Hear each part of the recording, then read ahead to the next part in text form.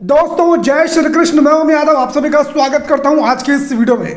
तो फाइनली मुलायम सिंह यादव का गढ़ कहे जाने वाले मैनपुरी लोकसभा सीट के ऊपर उपचुनाव संपन्न हो चुके हैं। आप सभी लोग जैसा कि जानते ही होंगे कि माननीय नेताजी मुलायम सिंह यादव जी के निधन के बाद मैनपुरी की लोकसभा सीट खाली हो गई थी, जिसके बाद उसके ऊपर उपचुनाव होने थे। और इस उपचुनाव के लिए मुलायम सिंह यादव जी के पुत्र यानी कि अखिलेश यादव ने समाजवादी पार्टी की तरफ से अपनी पत्नी यानी कि डिंपल यादव जी को चुनावी मैदान में उतारा था। वहीं बीजेपी ने इस लोकसभा सीट में डिंपल यादव जी के सामने रघुराज सिंह शाक्य जी को उतारा था और दोनों के बीच में तगड़ी भिड़ंत इस लोकसभा सीट के ऊपर देखने को मिल रही है। हालांकि 1996 के बाद से आज तक कभी भी समाजवादी पार्टी इस लोकसभा सीट के ऊपर हारी नहीं है और इस लिहाज से यह कहा जा सकता है कि बीजेपी को यहां पर खासी मुसीबत का सामना करना पड़ सकता है। लेकिन इस बार अखिलेश यादव समाजवादी पार्टी ने बीजेपी के ऊपर बड़े ही गंभीर आरोप लगाए हैं। अखिलेश यादव ने बाकायदा प्रेस कॉन्फ्रेंस करके बीजेपी के ऊपर यह आरोप लगाया कि बीजेपी इस सीट को जीतने के लिए प्रशासन का दुरुपयोग कर रही है, पुलिस बल का इस्तेमाल कर रही है।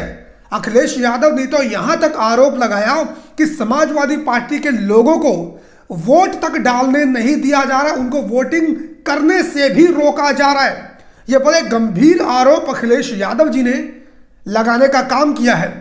इन तमाम आरोपों के बीच कल उपचुनाव संपन्न हो चुका है और अब दोनों प्रत्याशियों की किस्मत ईवीएम के अंदर कैद हो चुकी है। अखिलेश यादव जी ने ईवीएम की धांधली का भी आरोप लगाने का काम किया है। योगी सरकार की पुलिस के द्वारा समाजवादी पार्टी के नेताओं को गिरफ्तार तक किया गया है, उनके साथ मारपीट तक की गई है। क्या कुछ कहा है अखिलेश यादव ने, क्या आरोप लगाए हैं, आप खुद सुन लीजिए।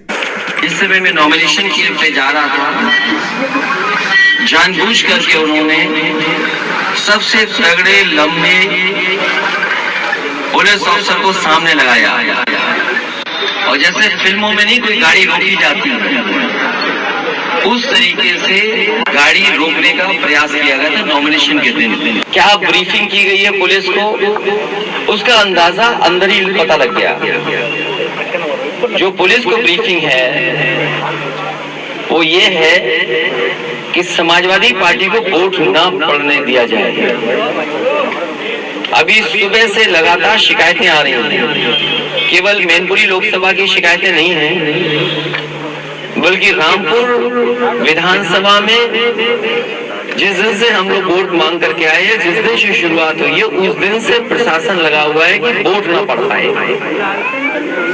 वोट ना पड़ने के सब तरीके अपनाए जा रहे हैं। मैं जब वहां रामपुर गया,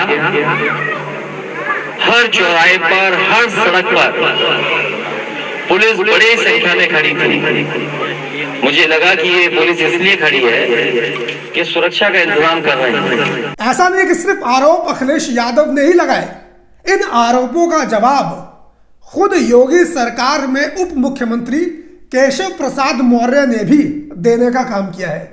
जरा उनको भी आप लोग सुन लीजिए। जी आरोप लगा रही है, हार के डर से आरोप लगा रही है। निष्पक्ष चुनाव हो रहा है, जहां कहीं गड़बड़ है वहां समाजवादी पार्टी के गुंडे कर रहे हैं, बूथ कब्जा करने वाले कर रहे हैं और सैफई परिवार के इशारे पर कर रहे हैं। मैं तो कह रहा हूं ना कि वो बूथ कब्जा जिनका स्वभाव रहा है और निष्पक्ष चुनाव हमारा स्वभाव रहा है, तो निष्पक्ष चुनाव और आयोग को भी मैंने इस बात संबंध में आग्रह किया है कि जहां ये गुंडागर्दी कर रहे हैं, जहां बूथ कब्जा करने की कोशिश कर रहे हैं, जहां मतदाताओं को डराने धमकाने की कोशिश कर रहे हैं, वहां संज्ञान लें और उस पर कार्रवाई करें। लेकिन निष्पक्ष चुनाव हो रहा है, इसलिए समाजवादी पार्टी डरी हुई है। वो तो न घोड़ा दूर है न मैदान दूर है। भाजपा के प्रत्याशी के पास पैसा नहीं है, पैसा किनके पास है, कौन पैसा बांट रहा है और कौन पैसा बांट करके वोट खरीद रहा है, वो सब। तो दोनों की बातें आप लोगों ने सुनी है, कौन सही है कौन गलत है ये हम तो नहीं जानते हैं। बाकी दोनों की किस्मत में क्या है, कौन ये सीट जीतेगा, ये 8 तारीख को सबको मालूम चल जाएगा। लेकिन दोस्तों यहाँ पर मैं आपको कुछ जातीय समीकरण बताना चाहता हूँ जिससे कि ये मालूम चल सके, हमें अंदाजा लग सके कि इस सीट के ऊपर कौन जीत सकता है।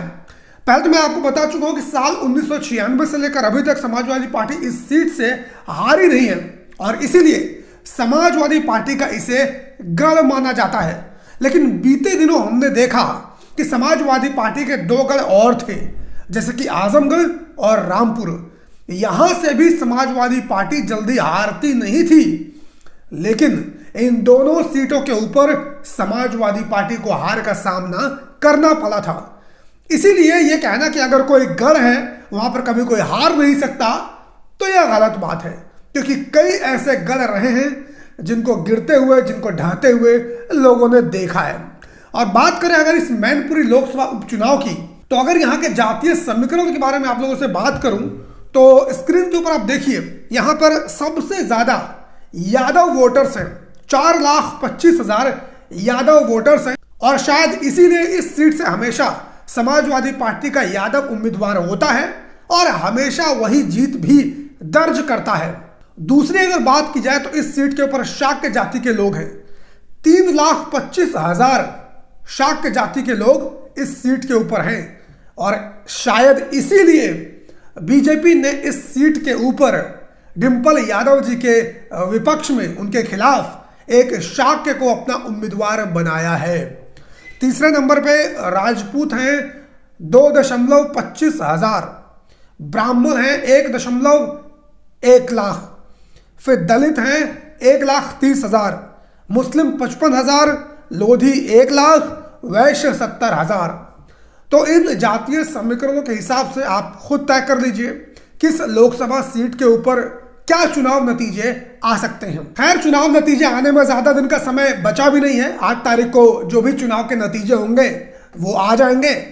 मैं आशा ही नहीं, उम्मीद करता हूं कि मैनपुरी के जो लोग हैं जिन्होंने वोट किया है, उन्होंने ये ध्यान में रख के वोटिंग जरूर की होगी कि इस बार मुलायम सिंह यादव जी को श्रद्धांजलि देते हुए अपना वोट उन्होंने जरूर समाजवादी पार्टी और डिंपल यादव जी को देने का काम किया होगा। ऐसा मैं उम्मीद करता हूं, ऐसा मैं मानता हूं, ये मेरा विश्वास है। बाकी क्या होता है क्या नहीं होता है 8 तारीख को हम सभी लोगों को मालूम जरूर चल जाएगा। आप सभी लोगों को क्या लगता है इसके बारे में कमेंट करके अपनी राय जरूर दीजिए। बाकी यदि आप लोगों ने मेरे चैनल को सब्सक्राइब ना किया हो तो प्लीज इस चैनल को आप सभी लोग सब्सक्राइब कीजिए। मुलाकात करता हूं किसी और वीडियो में, तब तक के लिए बहुत बहुत धन्यवाद। जय हिंद।